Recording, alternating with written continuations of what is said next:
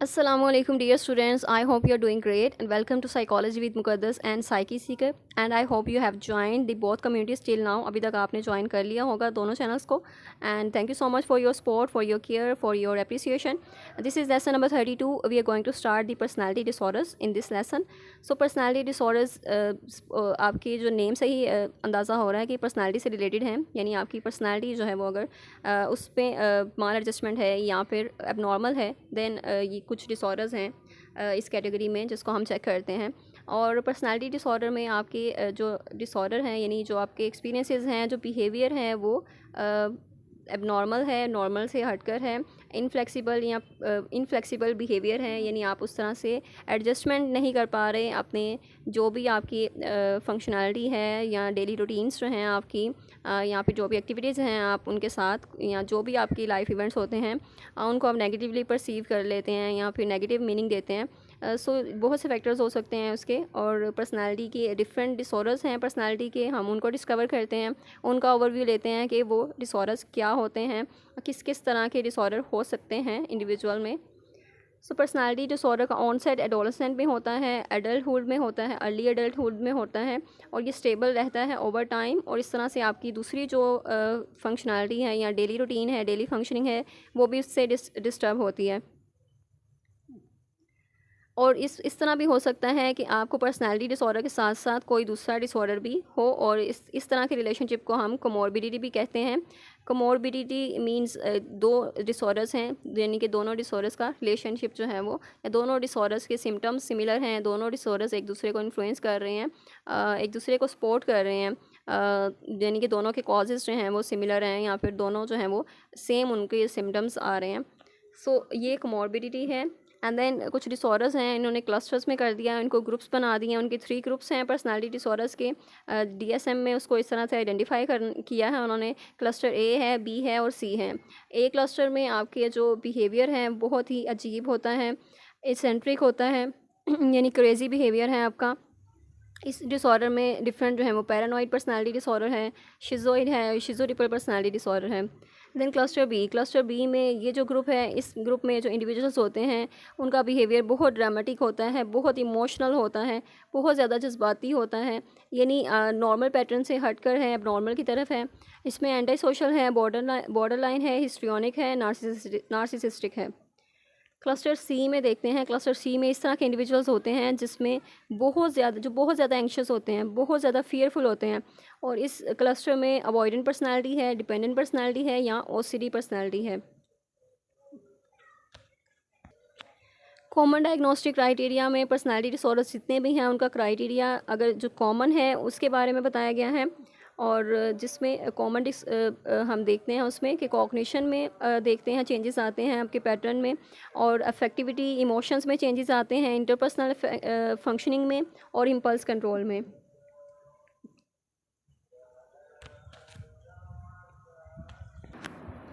Cluster ए में जो disorder हैं उनके बारे में देखा है हमने कि पैरानॉइड हैं, शिज़ोइड है, शिज़ोट्रिपल पर्सनालिटी है, यानी इन डिसऑर्डर की कैटेगरी जो है, यानी इस ग्रुप में कौन से डिसऑर्डर आते हैं जिनका ऐसे इंडिविजुअल जिनका बिहेवियर बहुत ज़्यादा ऑड होता है, एसेंट्रिक होता है, क्रेज़ी बिहेवियर होता है, जिसकी वजह से उनको इस डिसऑर्डर में रखा जाता है, या ये पर्टिकुलर डिसऑर्डर्स जो हैं वो उनको आइडेंटिफाई किया जाता है, डायग्नोस किया जाता है कि पैरानॉइड पर्सनालिटी है, शिज़ोइड है या शिज़ोट्रिपल पर्सनालिटी डिसऑर्डर है। सो पैरानॉइड डिसऑर्डर क्या होता है? पैरानॉइड में आपको बहुत ज़्यादा डिस्ट्रस्ट होता है लोगों पर, यानी किसी पर यकीन नहीं आता, बहुत ज़्यादा शक करना दूसरों पर, और इस डिसऑर्डर में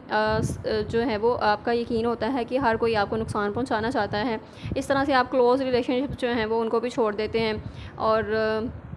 पैरानॉइड मीन्स आपको बहुत मतलब ये वहम हो जाता है कि आप लोग जो हैं वो ट्रस्टेबल नहीं हैं, किसी पर आप ट्रस्ट नहीं करते। सो इस तरह जो इंडिविजुअल होते हैं जिनको ये डिसऑर्डर होता है उनके ये ख़यालात होते हैं, या बहुत ज़्यादा वो शक्की होते हैं, सपोज मतलब कह लें आप शक्की मिजाज हैं, या फिर लोगों पर यकीन नहीं करते, और क्लोज़ रिलेशन पे भी इवन यकीन नहीं करते, हर किसी पर बहुत शक करते हैं, और उनको लगता है कि सारे जो हैं वो उसको कोई नुकसान पहुंचाना चाह रहे हैं। एंड इसका डायग्नोस्टिक क्राइटेरिया जो है वो इसमें यही बताया गया कि डिस्ट्रस्ट, परवेसिव डिस्ट्रस्ट, यानी कि बहुत ज़्यादा आप डिस्ट्रस्ट करते हैं, बेतमादी है, सस्पिशियसनेस है फर्दर्स, दूसरों की इंटेंशंस पे, मोटिव्स पे बहुत ज़्यादा सस्पिशन मतलब रहते हैं आप, और शक करते रहते हैं कि उनकी इंटेंशंस जो हैं वो अच्छी नहीं है। अगर कोई आपके लिए अच्छा एक्ट भी करता है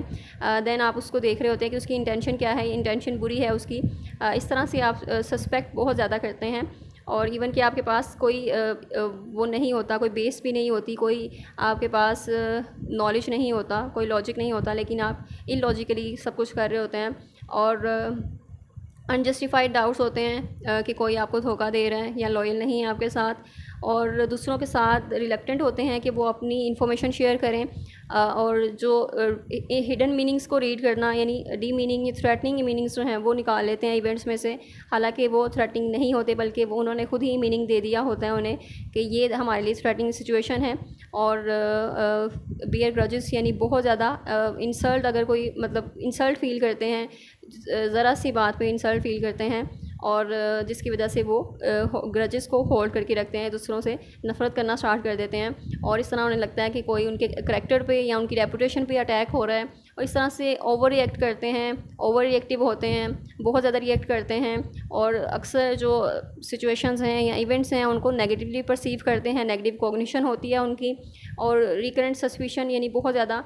सस्पिशन है, शकूक शुबहात हैं, और जिसकी कोई जस्टिफिकेशन भी नहीं है कि वो सही है या नहीं है। इवन अपने स्पाउस के बारे में भी वो इसी तरह ही सोचते हैं, उनकी फाइडेलिटी जो है वो उनकी लॉयल्टी पर शक करते हैं। सो ये उनके सिम्टम्स हैं कुछ, बाकी क्राइटेरिया सेम ही है। एंड देन शिज़ोइड पर्सनालिटी डिसऑर्डर क्या होता है? शिज़ोइड पर्सनालिटी डिसऑर्डर में आप अवॉइडेंट बिहेवियर आपका होता है, सोशल रिलेशनशिप से बहुत ज़्यादा अवॉइड करते हैं, आपको अकेले रहना पसंद है, तन्हा रहना पसंद है, तो आप जितने भी क्लोज़ रिलेशंस हैं उनसे भी अवॉइड करते हैं, सोशल कांटेक्ट को बहुत ज़्यादा अवॉइड करते हैं। इसमें आपको ज़्यादा अकेला रहना पसंद होता है, या फिर आप प्रेफर करते हैं कि आप अकेले रहें, अपनी जितनी भी एक्टिविटीज़ हैं आप अकेले करते हैं। सो इन टाइप के लोगों को हम लोनर्स भी कहते हैं कि वो तन्हाई पसंद होते हैं। इस तरह डायग्नोस्टिक क्राइटेरिया भी उसका यही है कि परवेसिव पैटर्न है डिटैचमेंट का, यानी आप डिटैच्ड हैं अपने सोशल रिलेशनशिप्स में, रिस्ट्रिक्टेड हैं, आपकी जो इमोशंस हैं यानी उसमें जो शेयरिंग है आपकी, उसमें आप रिस्ट्रिक्टेड हैं, आप इतना शेयर नहीं करते किसी से अपनी जो भी बातें होती हैं। एंड इसमें जो क्राइटेरिया फॉलोइंग की neither desires nor enjoys close relationships, यानी आपकी डिज़ायर भी नहीं होती, ना तो आपकी डिज़ायर होती है कि आप दूसरे रिलेशनशिप्स को करें, अप्रोच करें, और या फिर इंजॉय करें, फैमिली के साथ टाइम स्पेंड करें, इस तरह की आपकी कोई डिज़ायर भी नहीं होती। एक तो एक सोशल आपका होता है, जैसे कि सोशल एंग्जाइटी है, सोशल एंग्जाइटी में मीन्स आप अवॉइड करते हैं बट आपकी डिज़ायर नहीं होती अवॉइड करने की, लेकिन इस डिसऑर्डर में आपकी डिज़ायर होती है, लेकिन आप इस डिसऑर्डर में डिज़ायर आपकी नहीं होती, और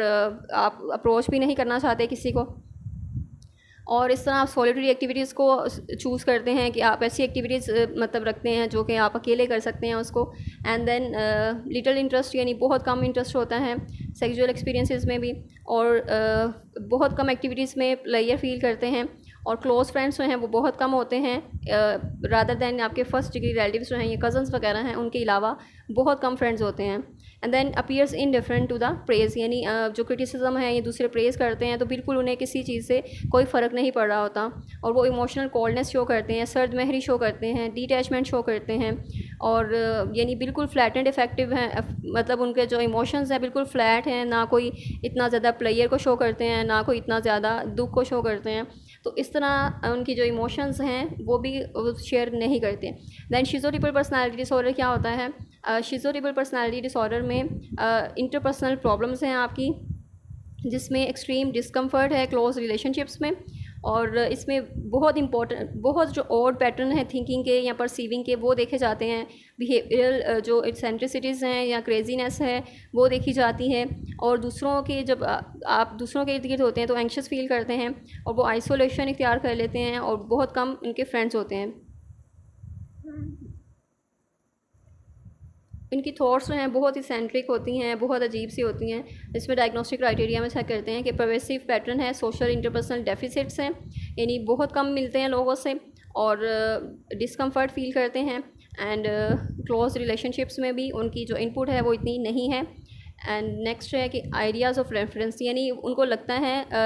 डिल्यूजन होता है कि कोई उनको रेफ़र कर रहा है और उनके बारे में कोई बात कर रहा है, उन्हें कोई बात लगा रहा है, तो इस तरह के आइडियाज़ उनके होते हैं। और बिलीव्स, बहुत ही और अजीब व गरीब उनके बिलीव्स हैं और मैजिकल थिंकिंग है जो कि और उनके बिहेवियर को इन्फ्लुएंस कर रही है और जो कि आपके नॉर्म्स के साथ इनकंसिस्टेंट है, यानी आपके नॉर्म्स में वो चीज़ नहीं है। जैसे सुपरस्टिशंस हैं, जैसे कि बिलीव्स हैं सुपरस्टिशंस के, सिक्स्थ सेंस का बिलीव है, टेलीपैथी का बिलीव है, तो ये इस तरह के अजीब व गरीब से उनके बिलीव्स होते हैं, यकीन होता है उन्हें इन चीज़ों पर, यानी तोहम परस्ती पर यकीन होता है बहुत ज़्यादा। अनयूजुअल परसेप्चुअल एक्सपीरियंसेस, तो उनके जो परसेप्चुअल एक्सपीरियंसेस हैं वो भी अजीब से होते हैं। उन्हें अक्सर बॉडीली सेंसेशंस फील हो रही होती हैं, इल्यूजन्स फील हो रही होती हैं। उनकी थिंकिंग और उनकी बातें बहुत अजीब सी होती हैं, बहुत ज़्यादा वो सस्पिशियस भी होते हैं और पैरानॉइड आइडिएशन भी उन्हें आती है, वहम भी उन्हें होता है और इनअप्रोप्रिएट और रिकंस्ट्रिक्टेड अफेक्ट, यानी उनका जो इमोशंस हैं वो भी इनअप्रोप्रिएट हैं और जो बिहेवियर है वो ओवरऑल बिल्कुल अजीब सा है, क्रेज़ी बिहेवियर है। एंड देन क्लोज़ फ्रेंड्स जो हैं उनके जो कॉन्फिडेंस हैं, जो राजदार हैं, वो भी बहुत कम हैं और सोशल एंग्जाइटी बहुत ज़्यादा है। ये डिमिनिश नहीं करती आपकी फेमिलियरिटी को, मींस आपकी जो अटैचमेंट है दूसरों के लोगों के साथ या फिर जो जान पहचान है आपकी। एंड नेक्स्ट इसका जो क्राइटेरिया है वो सेम है। सो फर्दर हम नेक्स्ट लेक्चर में डिस्कस करेंगे मज़ीद इसके जो डिसऑर्डर्स हैं और नेक्स्ट जो इनकी क्लस्टर्स हैं उनको देखेंगे। I hope I made it clear और कोई कन्फ्यूजन नहीं होगी अब आपको। And do share this video with other students and don't forget to join our communities, both of the communities, psychology with Muqaddas and psyche seeker. Thank you so much, मिलते हैं next video में। Till then take care, अल्लाह हाफ़िज़।